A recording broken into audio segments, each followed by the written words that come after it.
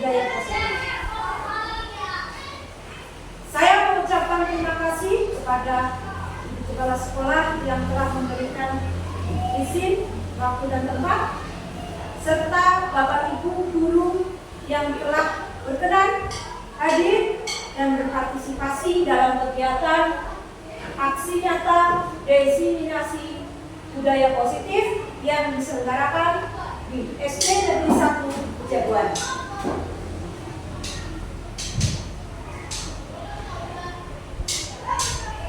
Salam guru penggerak, saya Endang Susmiati, calon guru penggerak angkatan 11 Kabupaten Kebumen. Sebelum memulai diseminasi hari ini, mari sejenak kita senyum 30 detik. Dengan harapan kita mempunyai pemikiran yang lebih fresh. Terima kasih. Sebelum acara dimulai, ada baiknya kita membuat kesepakatan forum diseminasi. Yang pertama, bagaimana kalau kita menghargai siapapun? Bisa disetujui? Bisa. Selanjutnya menjadi pendengar yang baik? Bisa.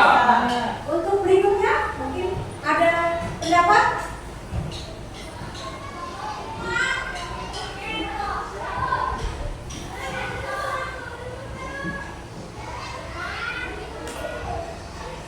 Sekali ini juga minta izin. Minta izin.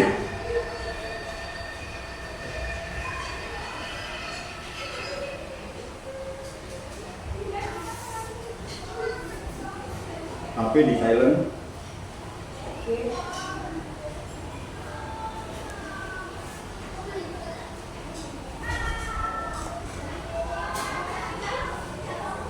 Saat bertanya angkat tangan dulu, Bu. Oke.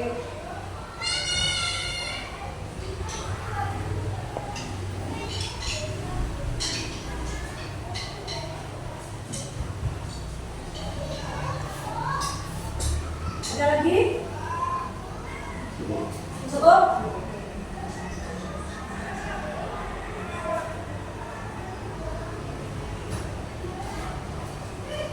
Baik. Telah kita sepakati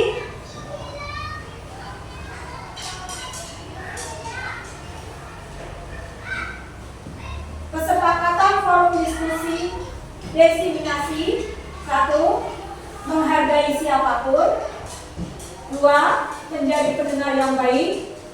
3. Izin saat keluar ruangan. 4. Handphone di silent. 5. Saat bertanya angkat tangan. Terima kasih atas kesepakatan yang telah kita buat bersama.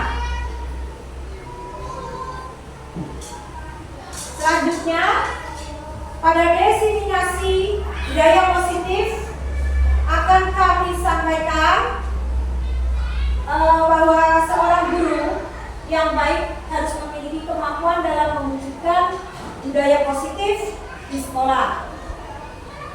Budaya positif dapat dijalankan dengan menerapkan konsep-konsep inti seperti ini nanti yang akan kami coba paparkan, yaitu disiplin positif, motivasi perilaku manusia, keyakinan sekolah atau kelas, kebutuhan dasar manusia, posisi kontrol restitusi, dan segitiga restitusi. Baiklah Bapak Ibu, kita mulai konsep yang pertama. Disiplin positif. Bapak Ibu, apa yang ada di benak Bapak Ibu ketika mendengar kalimat ataupun kata disiplin positif?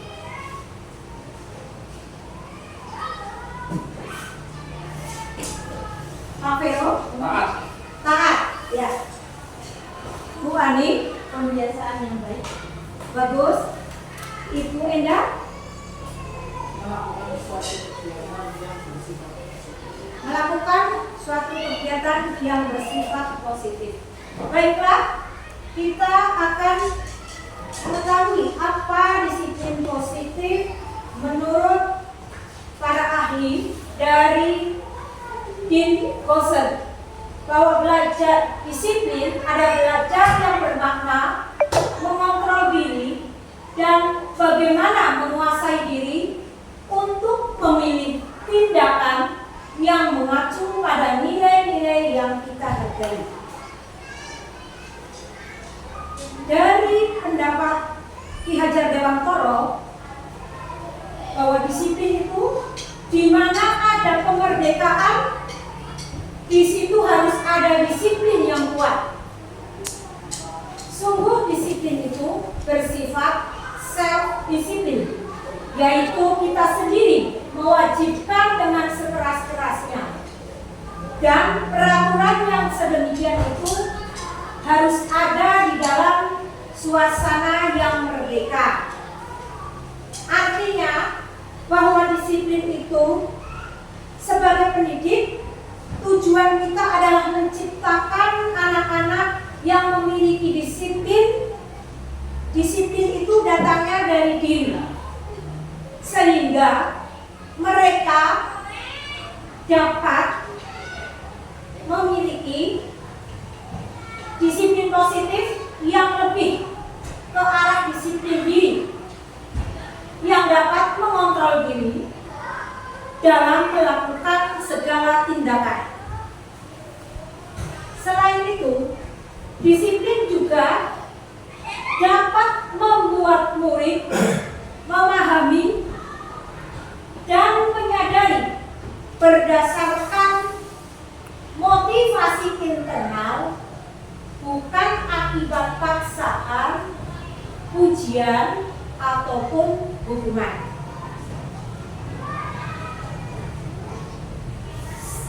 Selain itu, disiplin positif juga merupakan suatu cara penerapan disiplin yang mengajarkan anak bertanggung jawab dan menumbuhkan kesadaran diri berdasarkan nilai-nilai kebajikan. Nah, Bapak Ibu, ada yang ingin ditanyakan dari pengertian atau harapan seorang guru untuk peserta didik, yaitu memiliki disiplin dari diri, tanggung jawab dari diri, bukan karena penghargaan, bukan takut karena hukuman, melainkan benar-benar berdasarkan nilai-nilai kebajikan. Tidak ada yang ingin ditanyakan?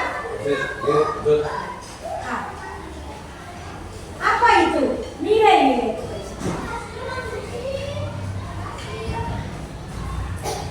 Nilai-nilai kebajikan yaitu nilai-nilai kebajikan yang disepakati bersama, lepas dari suku bangsa, agama, bahasa, maupun latar belakang. Artinya nilai kebajikan itu memang benar-benar diterima oleh semua pihak, semua orang.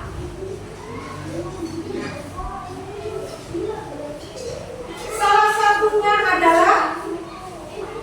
satu tujuan dari nilai-nilai kebajikan yang ingin dicapai oleh setiap anak Indonesia, yaitu nilai-nilai kebajikan yang berlandaskan profil belajar Pancasila, yang terdiri dari dimensi gotong royong, berkebinekaan global, bernalar kritis, berakhlak mulia. Di sini berakhlak mulia, berketuhanan, ya, yang Maha Esa dan berakhlak mulia, kreatif dan mandiri. Dari 6 dimensi profil pelajar Pancasila. Inilah nilai-nilai kebijakan yang ingin dicapai oleh setiap sekolah, setiap anak di Indonesia. Adapun dari nilai-nilai kebajikan dari berakhlak mulia, ada elemennya ada apa saja Pak Vero? Elemen dari berakhlak mulia, akhlak beragama, ya, akhlak dengan lingkungan, ya, dengan alam atau lingkungan, ada akhlak terhadap pribadi. Selanjutnya ada berkebinekaan global. Berkebinekaan global mempunyai elemen, ada gotong royong, ada list, mungkin satu saja.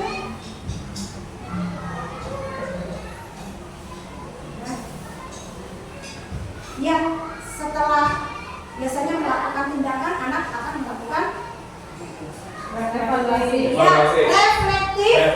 reflektif atau evaluasi dan berkeadilan sosial. Selanjutnya ada gotong royong. Gotong royong itu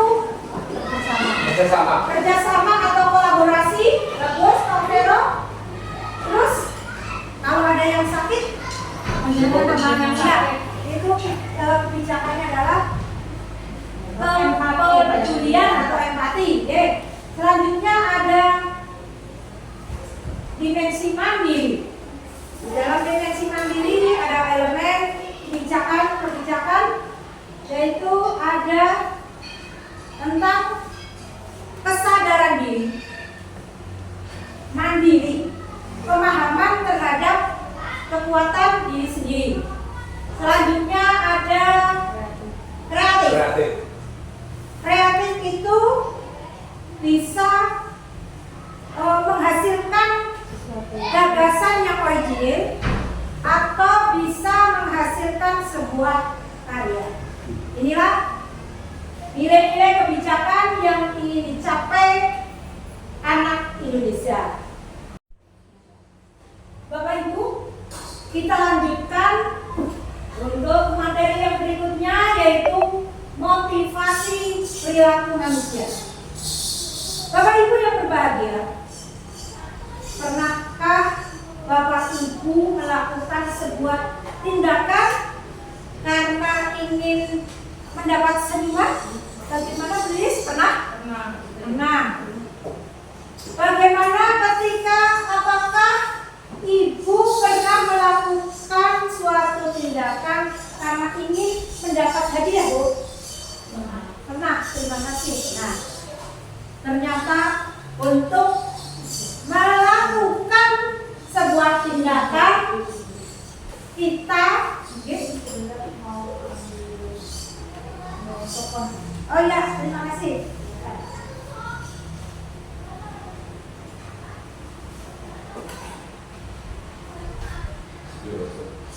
Selanjutnya, bahwa tadi kita sudah mendengar bahwa Ibu Rinis pernah melakukan sebuah tindakan karena ingin mendapat senyuman. Dan Bu Endar pernah melakukan tindakan karena ingin mendapat hadiah, ya. Iya, terima kasih. Itu adalah motivasi ketika melakukan sebuah tindakan. Nah, di sini ada 3 motivasi perilaku manusia. Yang pertama, untuk menghindari ketidaknyamanan atau hukuman. Seperti mungkin ketika kita memakai helm, bisa jadi motivasi biar tidak mendapat hukuman atau tilang. Selanjutnya, untuk mendapatkan imbalan atau penghargaan dari orang lain. Contohnya, ketika kita melakukan tindakan mengikuti lomba, ya, itu motivasi terbesar adalah ingin mendapatkan juara, penghargaan dari orang lain. Nah, berikutnya ada motivasi melakukan tindakan karena untuk menjadi orang yang mereka inginkan dan menghargai diri sendiri dengan nilai-nilai yang mereka percaya. Contohnya, ketika Pak Vero datang ke sekolah, datang tepat waktu karena kesadaran diri, tidak mengharap penghargaan, juga karena tidak takut karena adanya hukuman. Itu adalah salah satu contoh karena mereka menghargai diri sendiri dengan nilai-nilai yang mereka percaya. Bapak Ibu, itulah tadi 3 motivasi perilaku manusia. Motivasi dalam melaksanakan sebuah aturan. Dalam melaksanakan sebuah aturan, ada yang sudah melaksanakan dengan tertib. Namun, ada kalanya anak-anak melanggar aturan. Nah, dalam menangani suatu pelanggaran, ada yang berbentuk hukuman, konsekuensi, dan restitusi. Dari ketiga penanganan pelanggaran peraturan, apakah ada bedanya atau ada persamaannya? Nah, baiklah Bapak Ibu, untuk mengetahuinya, baik kita cermati tabel persamaan ataupun perbedaan dari hukuman, konsekuensi, dan restitusi. Baik, kita lihat dari identitas gagal, ya, karena motivasi takut dengan sebuah hukuman itu sesuatu yang menyakitkan harus terjadi. Artinya ketika tindakan itu ada pelanggarannya, maka ada sesuatu yang menyakitkan harus terjadi dari sebuah pelanggaran hukuman, pelanggaran aturan, maka akan dihukum. Selanjutnya ada konsekuensi, sesuatu yang harus terjadi. Ada restitusi. Restitusi itu merupakan pilihan dari diri sendiri. Ada tidak nyaman untuk murid atau anak dalam jangka waktu yang panjang. Kalau konsekuensi, tidak nyaman untuk murid, tetapi dalam jangka waktu yang pendek. Ada restitusi, menguatkan untuk murid dalam jangka waktu yang panjang. Berikutnya, ada korban mendapatkan keadilan. Konsekuensi, korban bisa diabaikan. Kalau restitusi, korban mendapatkan ganti. Berikutnya ada murid akan tersakiti. Murid atau anak dibuat tidak nyaman. Murid yang restitusi akan mendapat penguatan.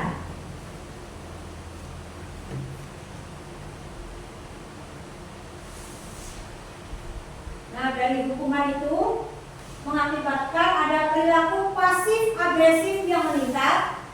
Kalau konsekuensi, penguatan hanya bertahan dalam jangka waktu yang pendek.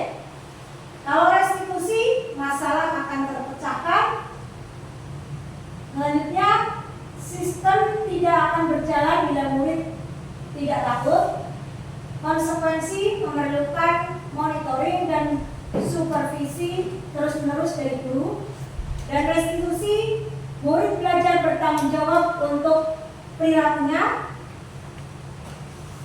Berikutnya, untuk hukum itu berlaku hanya pada sebuah institusi, tidak berkelanjutan pada kehidupan nyata. Konsekuensi, membantu penerapan mengikuti peraturan dalam masyarakat. Restitusi, fokus pada pemecahan masalah dalam jangka waktu yang panjang. Kalau hukuman itu ada peraturannya adalah kamu harus. Sedangkan konsekuensi, apa peraturannya? Mampukah kamu melakukannya? Terima kasih. Untuk restitusi, apa yang kamu yakini? Apa yang bisa kamu lakukan untuk memperbaiki masalah ini? Hukuman, murid akan membenci. Konsekuensi, murid akan menghormati peraturan. Dan restitusi, murid akan menghormati dirinya dan orang lain. Untuk hukuman itu memperoleh sikap atau pribadi yang negatif. Kalau konsekuensi itu netral dan positif itu untuk restitusi itu banyak perilaku positif. Untuk hukuman bisa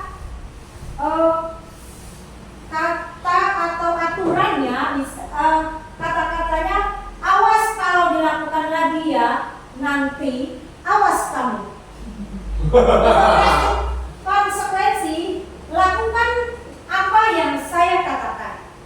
Untuk restitusi, apakah hal ini yang sesungguhnya ingin kamu lakukan? Nah, kalau hukuman itu modelnya paksaan, konsekuensi, stimulus respon, restitusi, teori kontrol.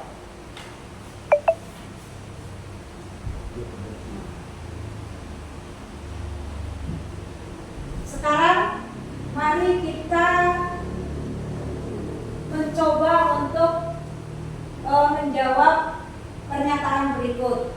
Ini termasuk hukuman ataukah konsekuensi? Yang pertama, mencatat 100 kali di dalam buku kalimat saya tidak akan terlambat lagi karena terlambat ke sekolah. Ini hukuman. Hukuman. Ya. Betul. Berikutnya, lari mengelilingi lapangan basket 2 kali karena terlambat hadir di sekolah. Hukuman. Nah, selanjutnya, membersihkan coretan yang dibuat di meja tulis. Konsekuensi. Murid diminta untuk push up 15 kali karena tidak menggunakan masker ke sekolah. Hukuman.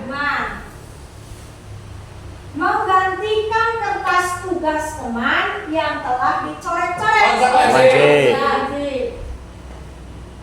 Berjemur di lapangan basket pukul 12 siang karena mengobrol dengan teman. Hukuman. Murid diminta bertelanjang kaki sepanjang hari karena tidak menggunakan sepatu warna hitam sesuai peraturan sekolah. Hukuman. Berdiri di depan kelas sambil mengangkat kaki satu karena tidak bisa menjawab pertanyaan. Hukuman. Membersihkan tumpahan air di meja tulis karena tersenggol pada saat belajar. Konsekuensi. Bapak Ibu ternyata telah memahami apa itu hukuman dan konsekuensi. Bapak Ibu yang berbahagia, sebelum kita lanjutkan ke keyakinan sekolah dan kelas, sejenak kita memberi semangat untuk diri kita sendiri. Mungkin ini bisa diterapkan di pembelajaran Bapak Ibu. Nah, saya perkenalkan tepuk dan lindung. Pertama, ke kanan dulu. Tepuk dan lindung. Da, ding, du, dan lindung. Itu anak-anak biasanya suka. Mari Bapak Ibu, sejenak kita rehat.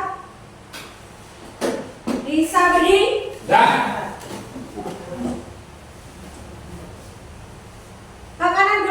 Bapak Ibu? Ye. Ye. Tepuk dinding dong. Dan di do dan di do. Tepuk tangan. Ulangi, Bu, ulangi. Oke. Terima kasih. Ini tadi salah satu bentuk penyegaran untuk anak-anak kita ketika kita melihat anak-anak sudah terlihat kurang fokus atau mungkin ada yang berjalan atau ada yang energinya berlebih ya, sehingga anak-anak fokusnya sudah beralih. Bapak Ibu, sebelum kita melanjutkan ke keyakinan sekolah atau kelas, Bapak Ibu, izinkan saya bertanya. Mengapa ketika kita mengendarai sepeda motor, kita memakai helm? Untuk melindungi kepala. Untuk melindungi kepala. Ya, artinya kita demi keselamatan. Selanjutnya, mengapa kita juga harus memakai masker saat berkendara? Dari debu.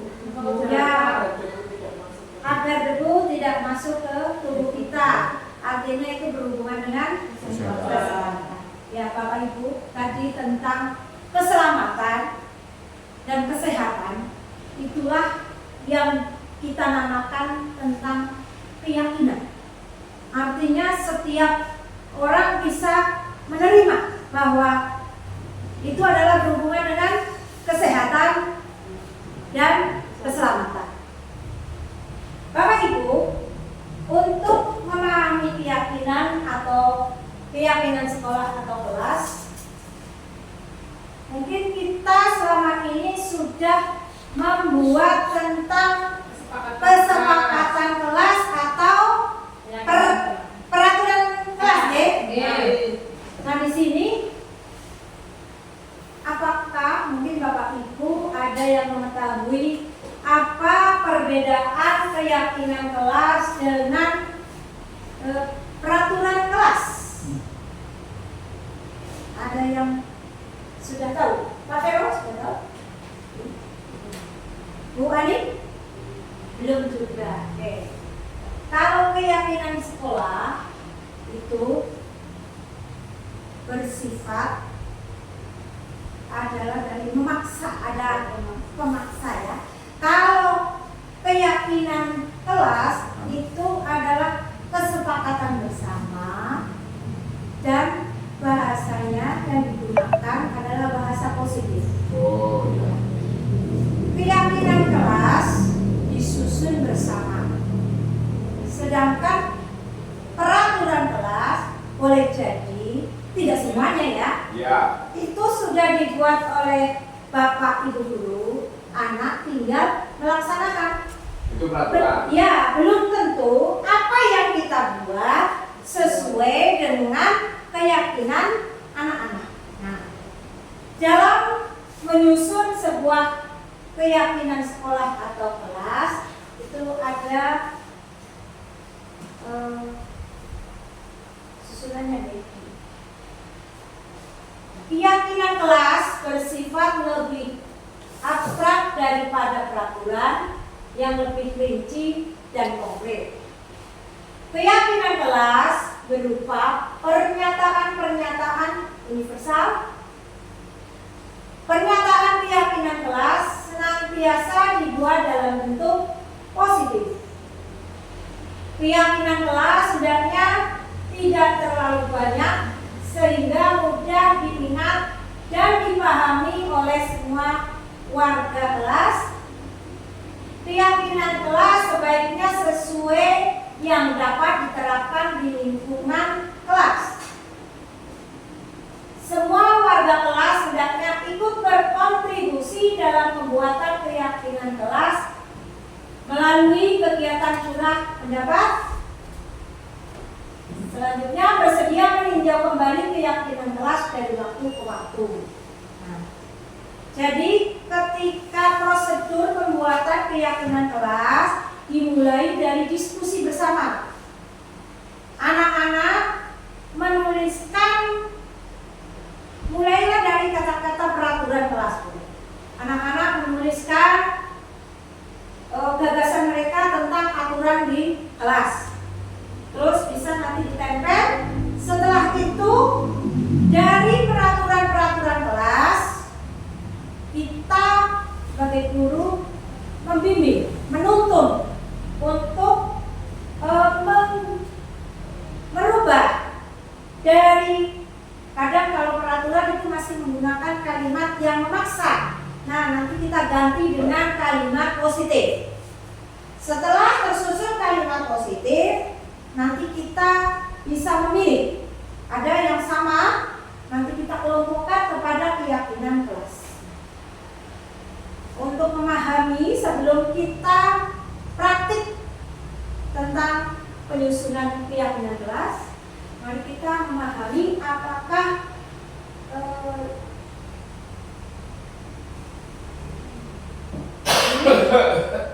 ada nilai-nilai kebajikannya. Kalau tadi kan keyakinan kelas itu sampai dari kalimat positif kita tuntun untuk sampai ke keyakinan kelas dengan menggunakan nilai kebajikan. Contohnya yang pertama, kembalikan barang ke tempatnya. Nilai kebajikannya itu apa? Bapak Ibu. Disiplin atau menghargai? Kembalikan, berarti disiplin. Disiplin, itu ya. Disiplin. Nah itu di situ kata-kata disiplin itu yang kita kenal dengan nilai kebajikan. Ada. Terus dilarang mengganggu orang lain. Berarti kita harus menghargai atau menghormati orang lain. Hadir di sekolah 15 menit sebelum pembelajaran mulai.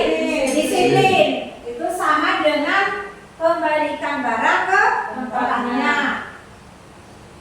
Dilarang melakukan kekerasan. Tadi sama dengan yang tadi. Menghargai orang lain. Dilarang menggunakan narkoba. Berarti itu untuk tubuh kita berkaitan dengan kesehatan. Terus sekali menulis bergantian atau menunggu giliran. Ini kebajikan. Disiplin. Dilarang merokok. Kesehatan. Menggunakan masker. Kesehatan.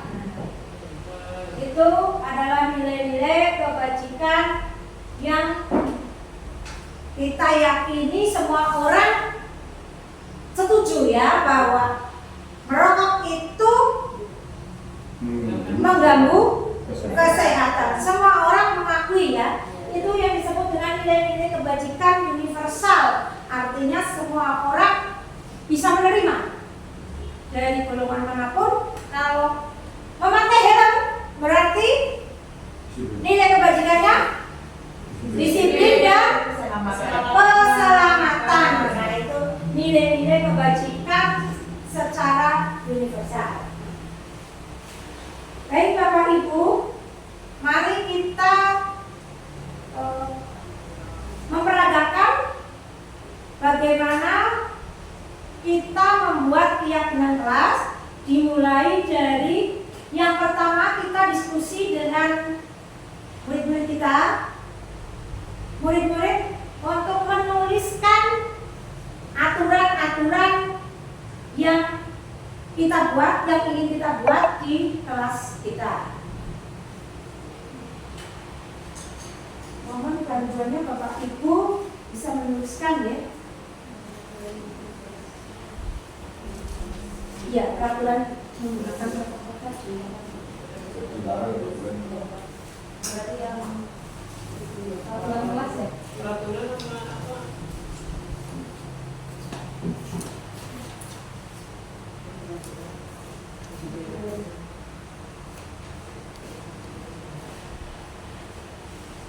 Baik, Pak Vero, bisa langsung satu saja, tempel.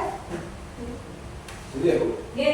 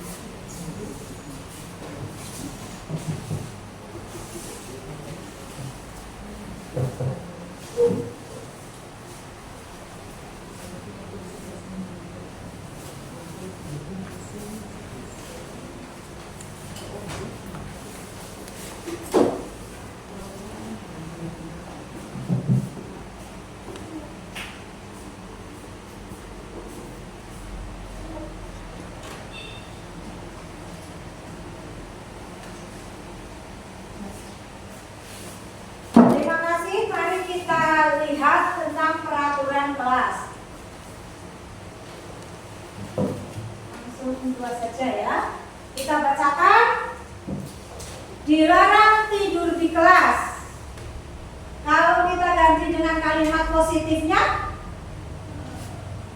Tidak tidur di kelas. Jangan ada kata-kata tidaknya gitu. G. Mendengarkan penjelasan guru. Oke. Ayo, bisa ada lagi?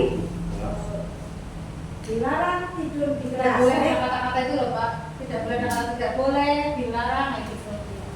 Aku tidur itu. Tidur. Biar kita tenang kelas. Semangat dalam belajar. Membuka mata ketika di kelas. Semangat. Dalam belajar.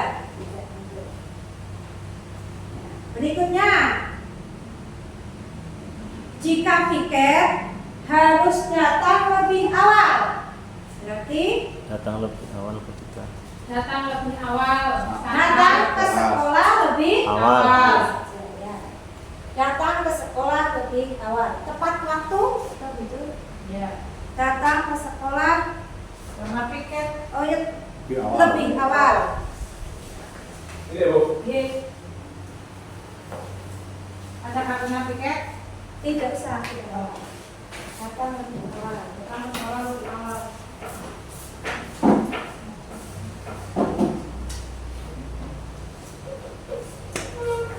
Selanjutnya, minta izin jika ingin keluar kelas.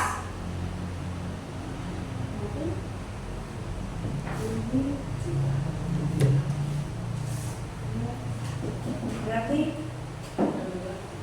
izin jika ada kepentingan ya.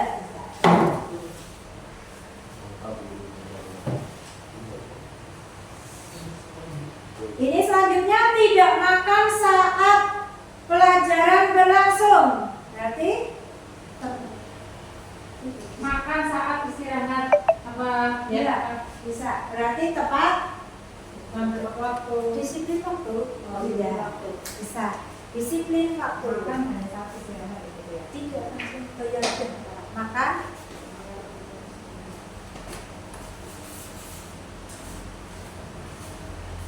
Sebelah dulu. Oke.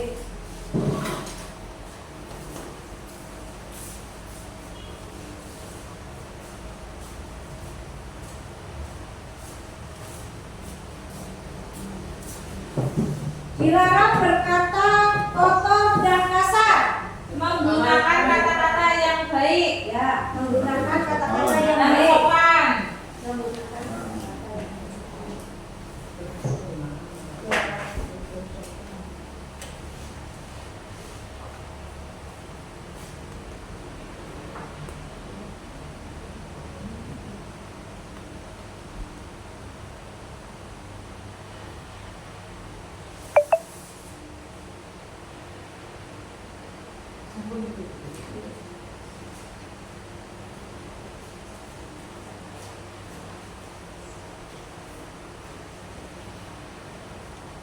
Bapak Ibu, dari hasil diskusi anak-anak, nanti kita akan menemukan ada tadi tentang peraturan kelas yang masih menggunakan kalimat negatif, dilarang, tidak. Selanjutnya anak-anak kita tulis tuntun untuk menghasilkan kalimat yang positif. Di sini ada semangat dalam belajar supaya tidak ngantuk. Berarti kita bisa membuat keyakinannya apa kata-katanya? Semangat belajar. Bisa jadi di sini semangat belajar.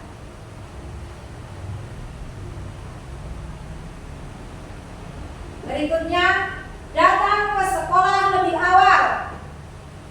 Tepat waktu. Tepat. Disiplin. Disiplin.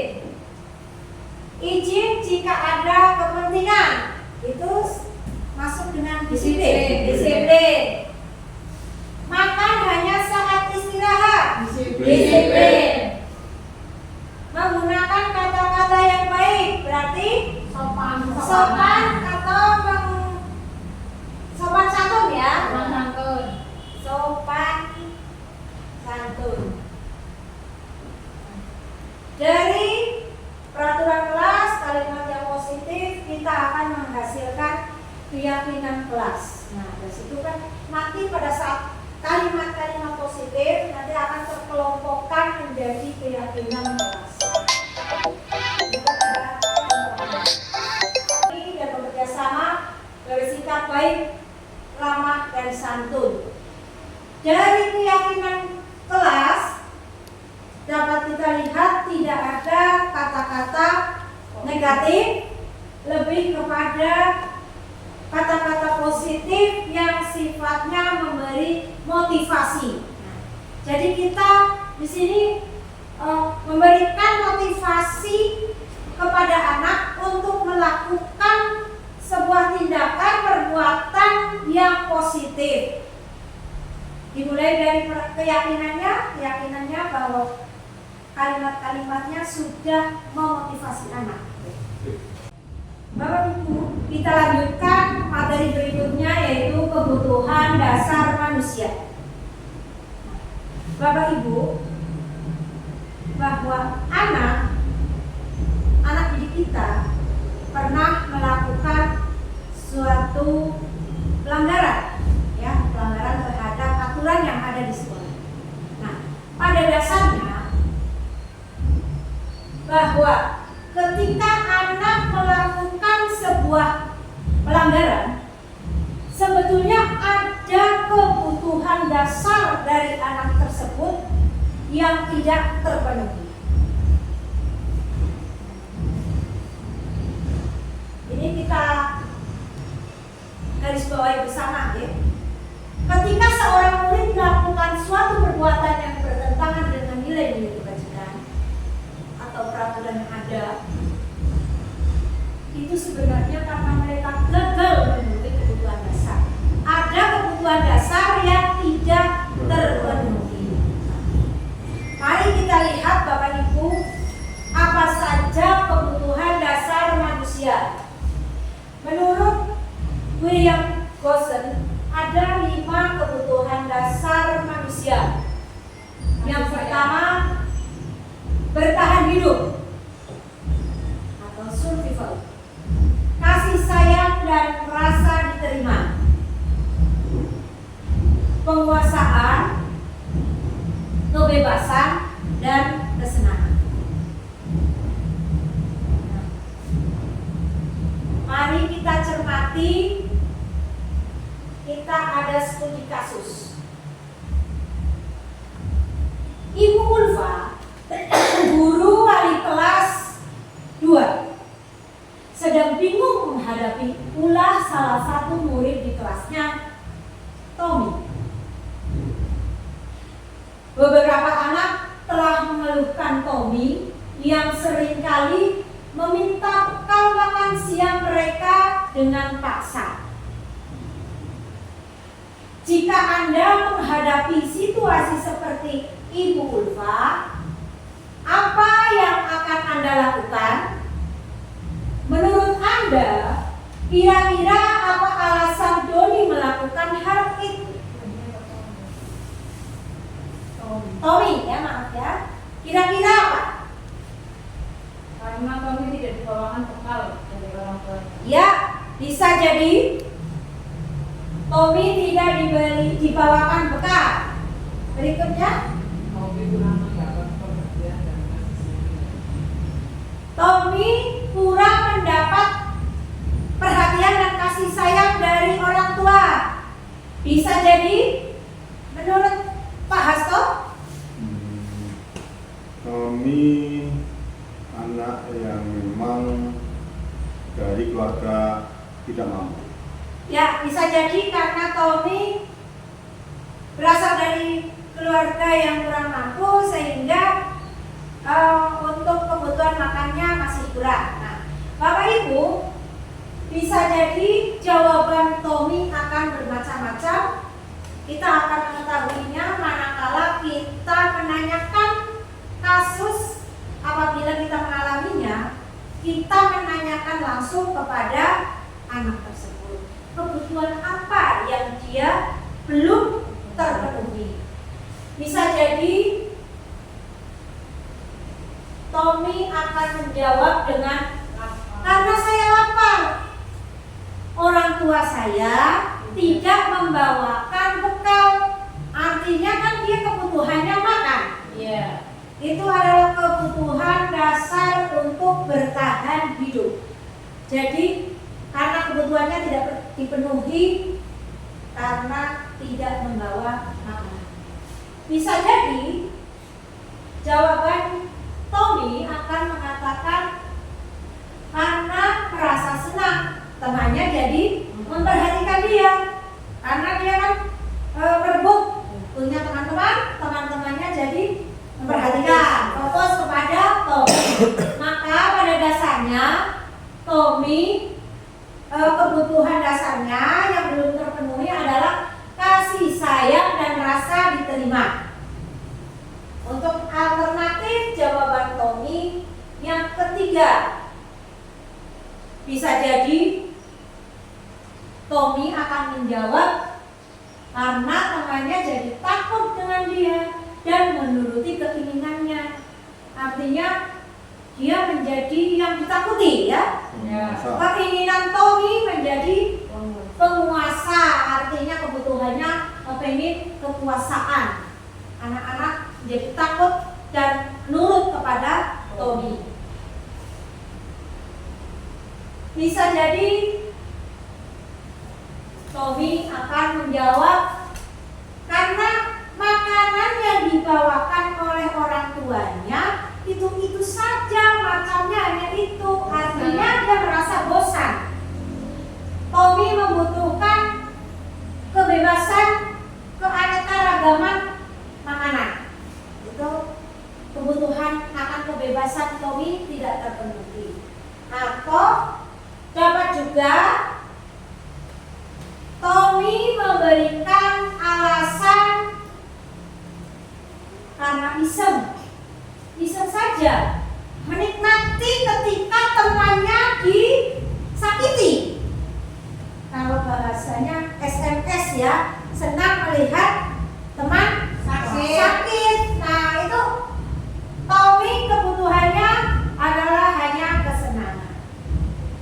Dari kebutuhan dasar apa yang tidak terpenuhi oleh anak-anak kita ketika melakukan suatu pelanggaran dari nilai-nilai kebajikan, maka kita sebagai guru akan mengetahui tindakan apa yang seharusnya kita lakukan untuk memenuhi kebutuhan dari anak didik kita yang tidak terpenuhi.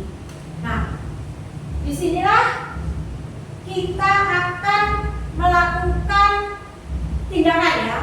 Dalam melakukan tindakan itu ada posisi dalam menangani sebuah pelanggaran.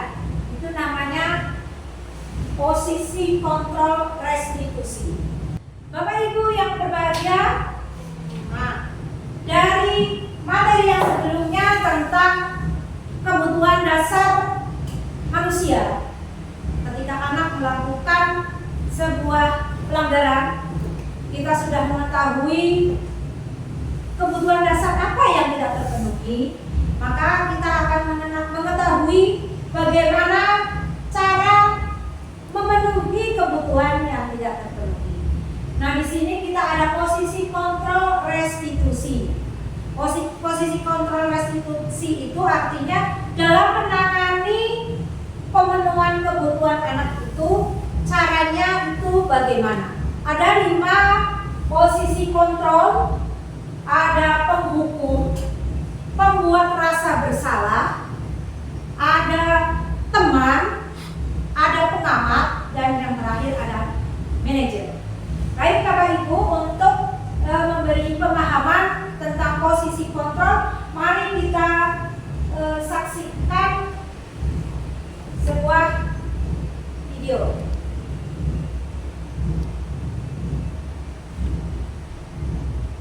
Positif restitusi, salah satu program yang dikembangkan adalah 5 posisi kontrol. 5 posisi kontrol dalam restitusi adalah proses perjalanan seorang pendidik agar dapat mengenali dirinya.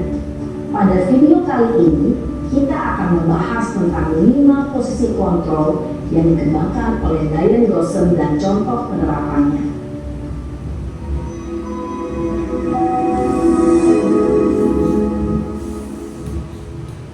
5 posisi kontrol itu adalah 1. Posisi penghukum, 2. Posisi pembuat rasa bersalah, 3. Posisi teman, 4.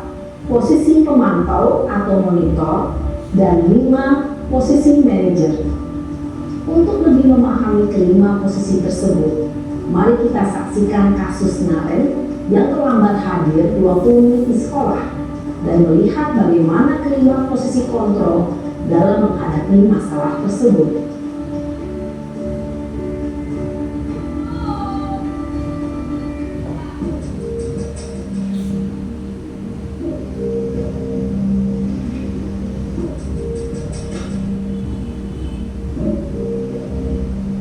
Naren, sini kamu. Selamat pagi, Bu. Selalu terlambat. Kamu deh, pasti terlambat. Maaf, Bu. Saya Apa? Apa coba? Alasan kamu apa lagi? Kapan sih kamu tidak terlambat? Malas sekali ya kamu jadi anak. saya Dasar pemalas. Gak kapok-kapok sih kamu. Sudah berapa kali terlambat? Sana, kamu keliling lapangan basket 2 kali. kenapa saya harus ke lapangan basket, Bu? Kenapa? Kamu seorang ibu. Berani-beraninya jawab. Sudah terlambat, masih berani jawab enggak? Sekarang, keliling lapangan basket 5 kali sekalian. Biar kapok. Cepat. Pergi sana ke lapangan basket. Posisi penghukum biasanya berbicara dengan nada tinggi, menghardik, menunjuk-nunjuk, menyakiti, dan menyindir. Hukuman bisa berupa fisik maupun psikis. Ibu dan bapak guru hebat. Dampak yang terjadi pada murid ketika guru berada pada posisi penghukum adalah murid cenderung akan memberontak, bahkan menyimpan dendam.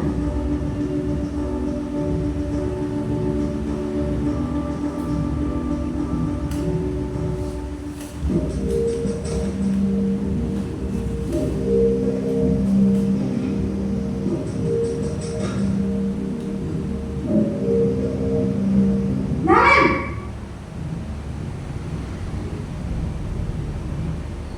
Selamat pagi, Bu. Naren. Kamu kenapa terlambat lagi, nak? Ya Tuhan, Naren. Kamu senang ya bikin ibu susah ya? Kalau kamu terlambat lagi, nanti ibu yang ditegur bapak kepala sekolah, nak. Disangka ibu tidak bisa membina kamu. Duh, gimana ini? Maaf, Bu. Duh, Gusti Naren. Kamu suka ya kalau ibu tegur bapak kepala sekolah? Terus, sekarang ibu harus tulis apa yang di buku absen? Ini kamu sudah sering terlambat loh. Ibu harus apa coba? Maaf, Bu. Maaf sekali. Ya sudah, lain kali jangan bikin ibu susah lagi ya nak ya. Ibu tidak akan kuat lagi kalau kamu begini terus. Bisa jantungan kalau ibu ditegur bapak kepala sekolah. Sana cepat ke kelas. Maaf ya Bu. Maaf sekali. Posisi pembuat rasa bersalah berbicara dengan nada tenang, cenderung lembut. Namun kata-kata yang diutarakan membuat murid merasa menjadi orang yang gagal, memandang buruk dirinya sendiri, merasa tidak berharga, dan tidak sanggup membahagiakan orang lain. Ketika guru mengambil posisi pembuat rasa bersalah, murid akan menganggap dirinya yang bersalah dan ia akan menyimpan emosi negatif tersebut di dalam dirinya.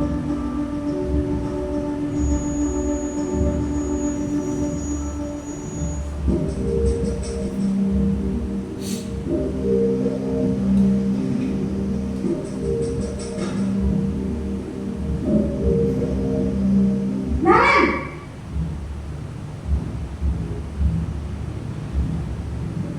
Selamat pagi Bu. Wah, sudah jam berapa ini nak? Terlambat lagi ya sayang. Iya Bu, habis ibu saya lupa bangunkan saya Bu.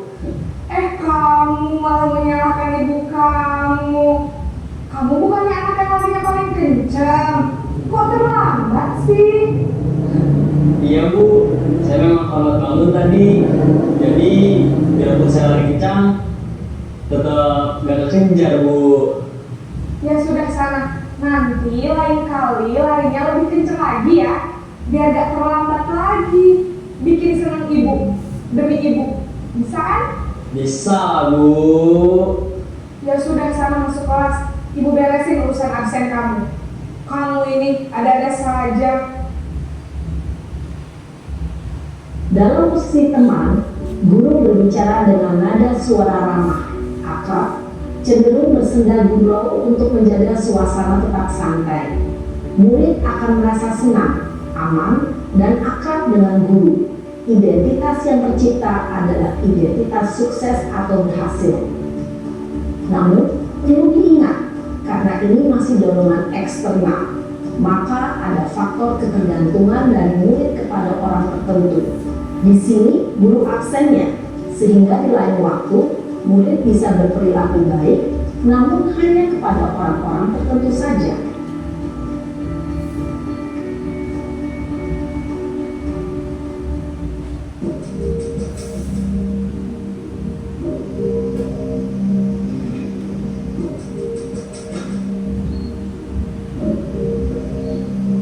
Naren!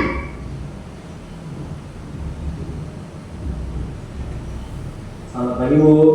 Naren, apa peraturan sekolah kita tentang jam berapa kita harus masuk sekolah nak?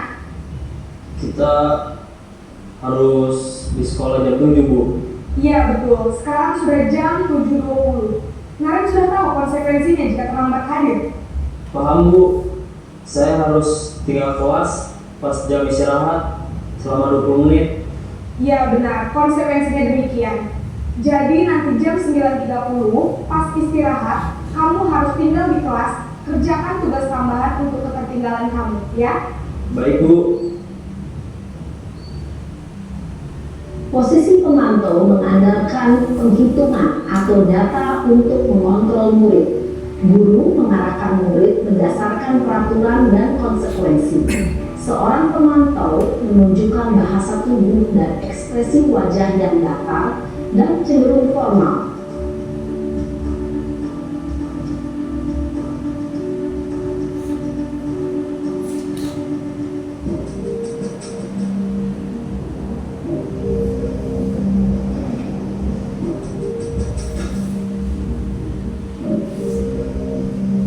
Naren!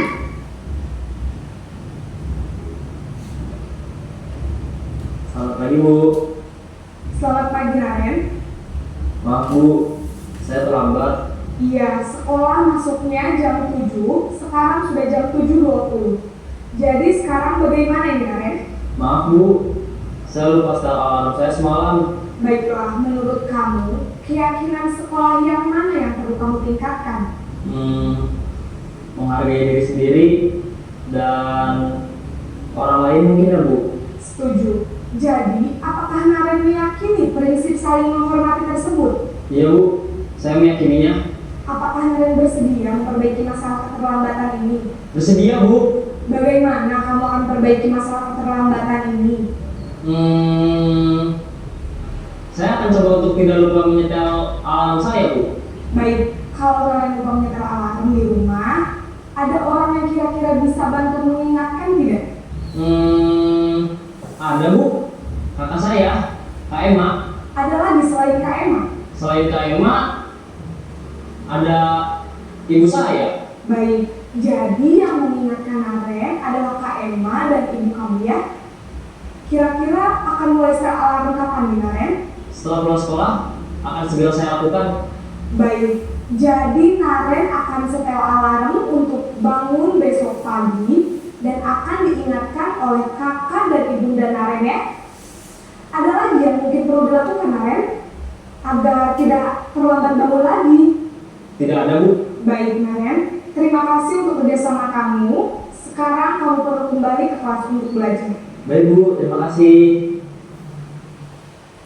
Posisi manajer adalah posisi kontrol yang disarankan untuk membimbing murid memiliki sikap disiplin yang positif, yaitu murid yang mandiri, bertanggung jawab, dan dapat memecahkan masalah. Tujuan dari posisi ini adalah agar murid dapat berefleksi atas tindakannya. Guru akan dengan tulus memberikan pertanyaan-pertanyaan bermakna, sehingga membuat murid dapat belajar dari kesalahannya dan mencari sebuah solusi untuk menyelesaikannya. Ibu dan Bapak guru hebat, setelah mengamati adegan kelima posisi kontrol tadi, kira-kira posisi mana yang paling ideal? Posisi mana yang dapat menunjang motivasi intrinsik murid? Ya, tentu posisi manajer.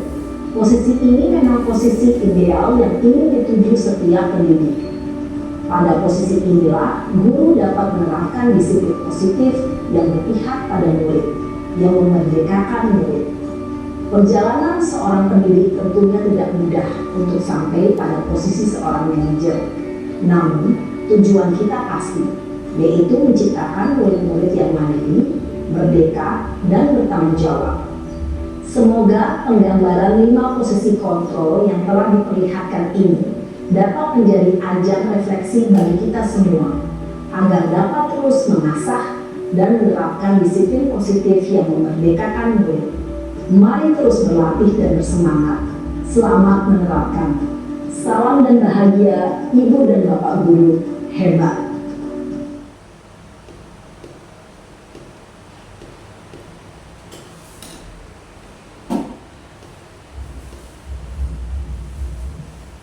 Bapak Ibu guru yang saya hormati, tadi telah kita mengamati video dari kasus Naren.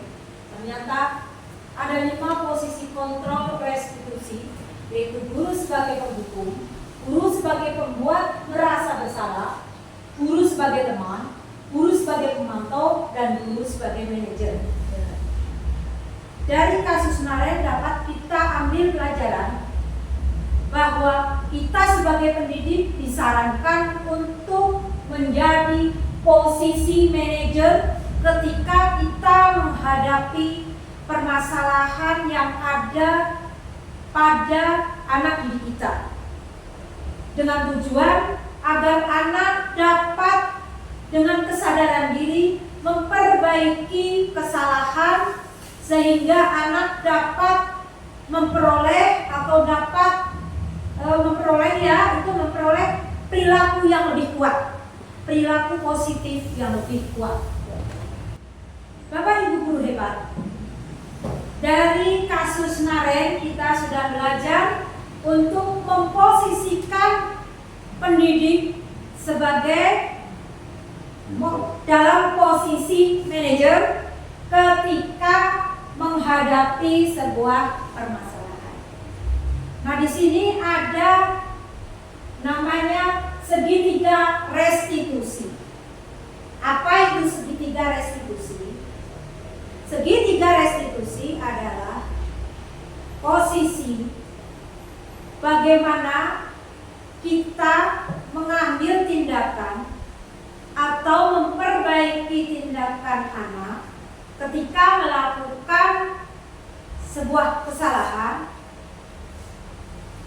sehingga anak dapat kembali kepada kelompoknya dan memperoleh karakter yang lebih kuat. Adapun segitiga restitusi terdiri dari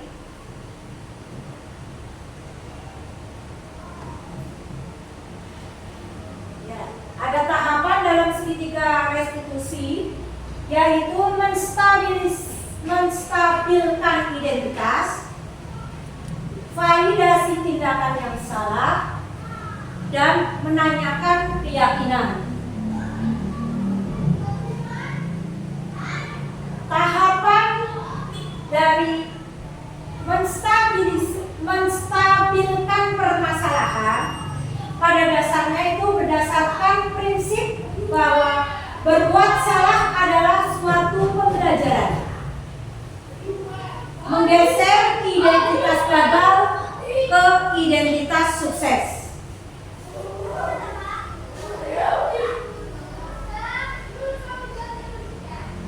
Jadi kita bisa menggunakan kata-kata berbuat salah itu hal yang manusiawi.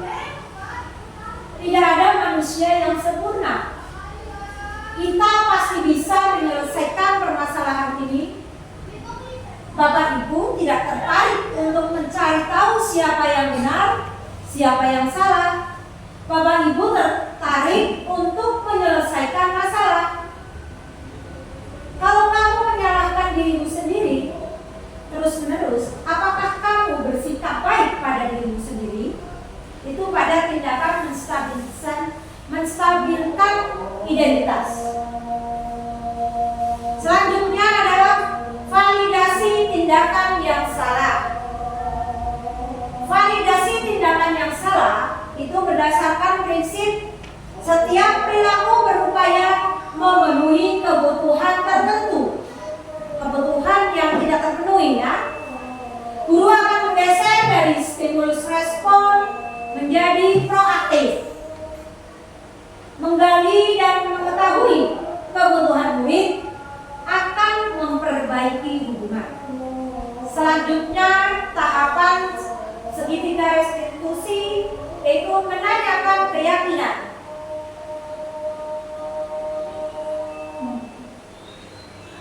Menanyakan keyakinan di sini murid diberi pertanyaan-pertanyaan yang bermakna untuk memunculkan motivasi intrinsik, kesadaran diri. Murid mampu mengaitkan keyakinan dengan tindakan yang salah. Nah, Bapak Ibu, mari kita mengamati sebuah kasus. Kasus yang pertama, Ayu Komalasari, siswa kelas 4, pada saat mengikuti kegiatan ekstrakurikuler pramuka, ia tidak memakai seragam pramuka lengkap. Seragam yang tidak dipakai adalah setangan leher. Setangan lehernya masih basah karena baru dicuci.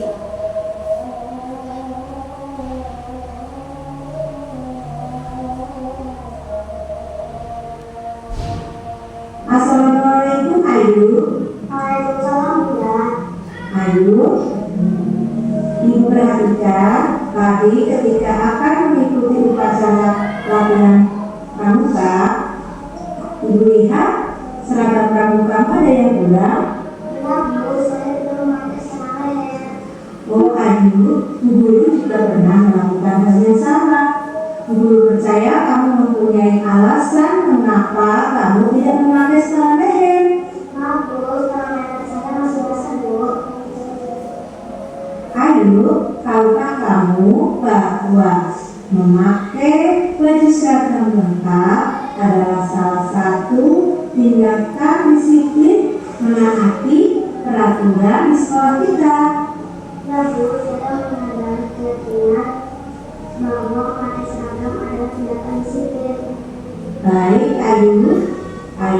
tahukah kamu bagaimana agar minggu depan ketika latihan pramuka kamu bisa memakai seragam lengkap?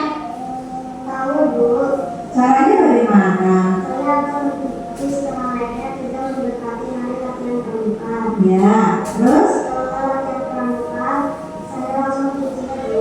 Oh iya, pintar. Nah, sekarang kamu kembali lagi ke latihan siaga. Tetap semangat ya Ayu. Ya Bu, terima kasih. Ya, dari kasus yang pertama tadi guru memposisikan diri sebagai posisi kontrol manager dengan menstabilkan identitas dengan memberikan bahwa Bu Guru juga pernah melakukan hal yang sama. Terus untuk validasi permasalahannya, menanyakan kepada peserta didik alasan mengapa tidak memakai stang leher dan menanyakan keyakinan bahwa keyakinan apa yang akan dilakukan oleh peserta didik ketika tidak memakai stang leher. Peserta didik sudah mengetahui keyakinan bahwa menggunakan stang leher adalah perbuatan disiplin dan berusaha mencari solusi dari permasalahan agar bisa memakai baju seragam dengan cara mencuci tidak mendekati hari latihan. Nah, ada contoh berikutnya Bapak Ibu, kita lihat untuk kasus yang kedua.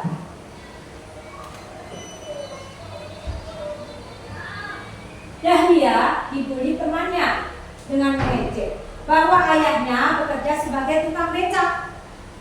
Ia tidak terima dan marah, tidak dapat menahan emosinya.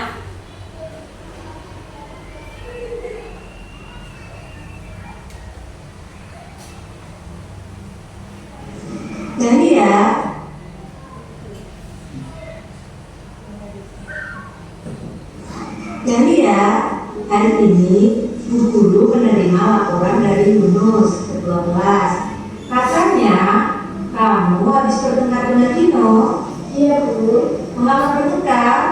habisnya saya kesel sih Kenapa kesal? karena dia menjelek-jelekan pekerjaan ayah saya. Oh, lalu apa yang kamu lakukan terhadap Dino? Saya memaki-maki Dino dan tidak sengaja menggebrak meja Bu. Oh, ya, itu hal yang wajar. Kamu marah dan sambil menggerak meja, bahkan menggerak meja.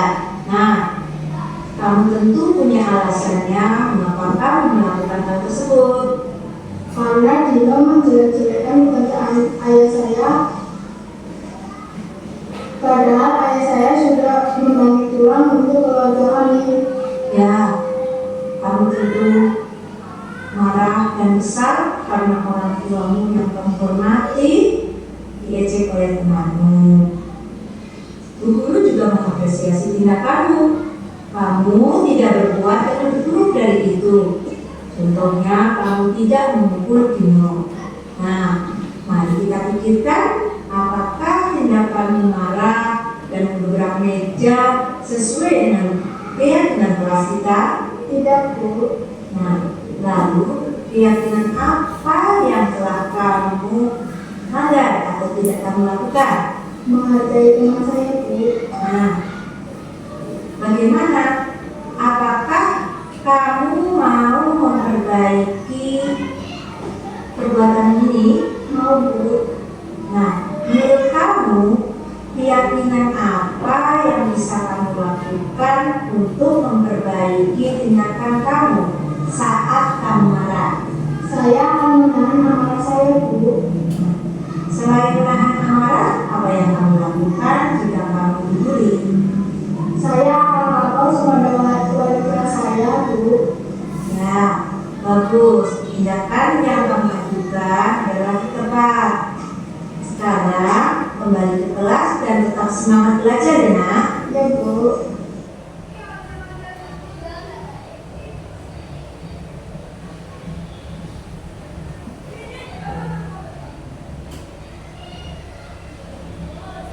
Bapak Ibu, dari dua kasus tadi itu adalah contoh untuk segitiga restitusi dengan posisi manajer. Posisi di mana yang diharapkan dapat dilakukan oleh kita sebagai pendidik. Untuk sampai ke segitiga restitusi, tentu kita di kelas telah memiliki keyakinan kelas yang dibuat bersama oleh seluruh warga kelas.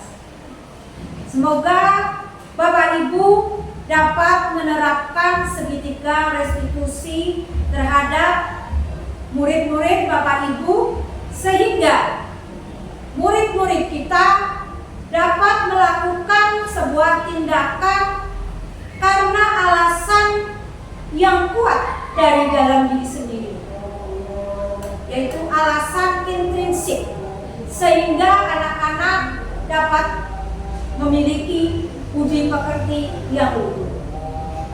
Bapak Ibu, demikian yang dapat saya sampaikan dalam kegiatan diseminasi budaya positif. Apabila dalam saya menyampaikan banyak tutur kata yang kurang berkenan di hati Bapak Ibu, dengan setulus hati mohon maaf. Wassalamualaikum warahmatullahi wabarakatuh. Waalaikumsalam warahmatullahi wabarakatuh.